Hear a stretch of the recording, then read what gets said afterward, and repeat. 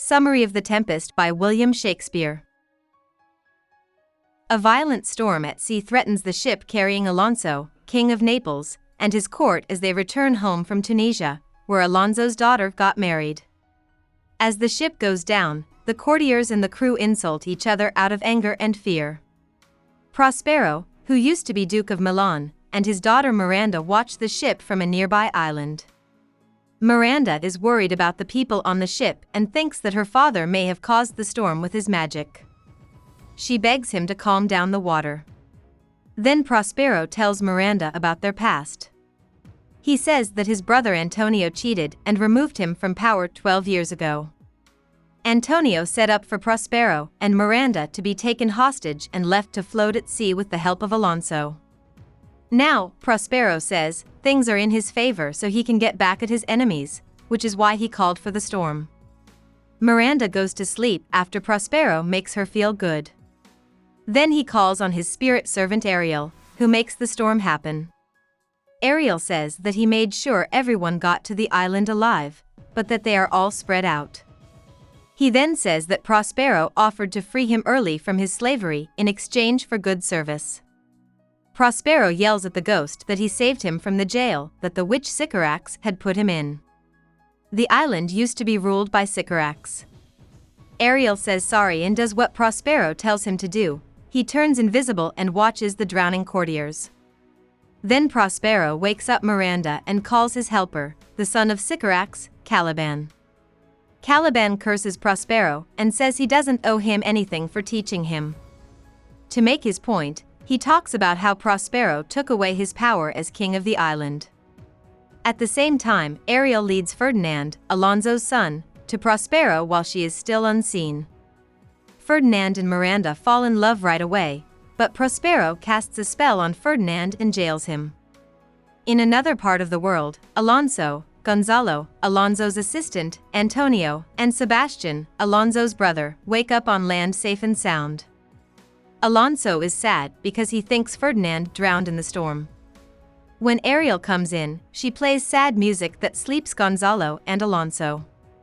Antonio tells Sebastian that he should try to kill Alonso and become king of Naples while they sleep.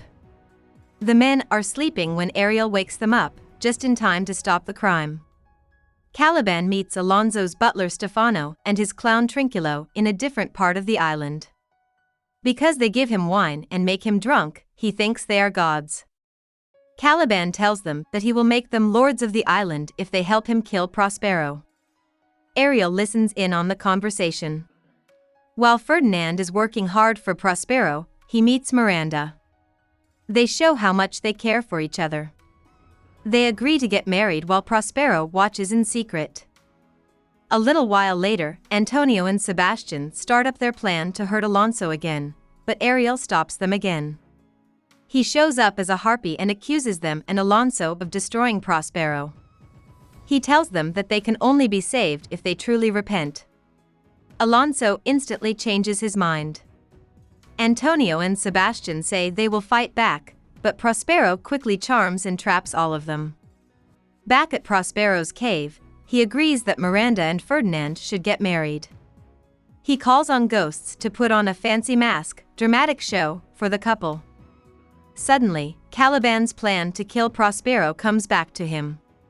He ends the masquerade quickly and, with Ariel's help, tricks the three people who want to kill him and then chases them away. In the last scene of the play, Prospero, with Ariel's help, chooses not to get even with his enemies, but to give up his magic and forgive them.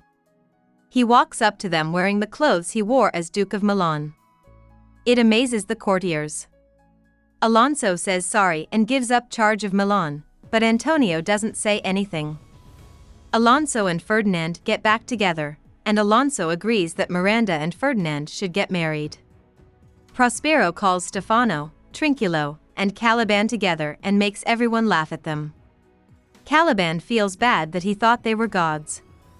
After this, Prospero tells Ariel that he needs to make sure that everyone gets back to Italy safely. He then frees Ariel. An epilogue is spoken by Prospero at the end of the play. In it, he requests that the audience cheer and free him. About the author. Shakespeare was born in Stratford-upon-Avon, Warwickshire, and grew up there. His father worked as a glovemaker, and Shakespeare only got grammar school education. Back in 1582, he married Anne Hathaway. But around 1590, he left his family and went to London, where he worked as an actor and playwright. Shakespeare was an instant hit.